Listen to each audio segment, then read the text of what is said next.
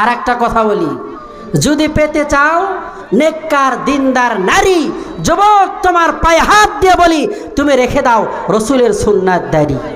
কথা বলেন ঠিক কিনা? কি বললাম? যদি পেতে চাও নেককার দিনদার পরহেজগার খোদাভীরু আবেদা জাহেদা সালেহা নারী, যুবক তোমাকে আমি এই মাহফিল থেকে ব্যর্থ কণ্ঠে বলছি তুমি রেখে দাও রসুলের সুন্নাত দাড়ি। যে বদকার, যে জেনাকার, যে বেঈমান, যে ধোঁকাবাজ, সে তোমাকে দেখে আগেই ভাগবে যে দাড়িওয়ালা আমার চলতো না। কথা বলেন ঠিক কিনা? এজন্য নেককার বিবি পাইতে চাইলে বিবাহের আগে রেখে দিতে হবে দাড়ি। পারবো তো আমরা ইনশাআল্লাহ? কথা বলেন ইনশাআল্লাহ। আসিফ হুজুরকে বলে দেব যে সবাই দাড়ি রাখবে, ও আদাবদ্ধ করাবেন উনি। এতদিন যা করছেন, আজকে আসিফ হুজুরের হাতে হাত রাখে।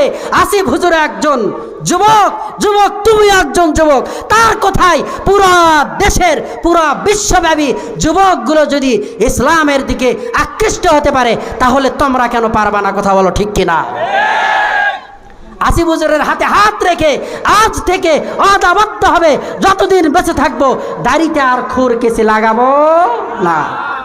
রসুল বলেন যে ব্যক্তি দাড়িতে খুর কেসি লাগায় সেই ব্যক্তি যদি ঘুমায়াও থাকে এরপরেও তার আমল নামায় গুনাহ লিপিবদ্ধ আছে।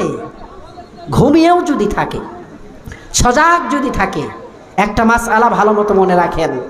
অনেকেই মনে করতেছে যে এক মুষ্টির কমে একটু দাড়ি আছে, একবারে ক্লিং সেভ করি নাই, খুদি একটু আছে।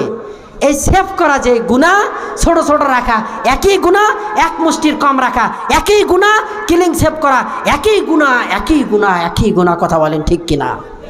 বুঝতে হবে আমাদেরকে। এজন্য দাড়ির ব্যাপারে আমরা সকলেই সজাগ হওয়া চাই। আমাদের ওস্তাদগুন বলতেন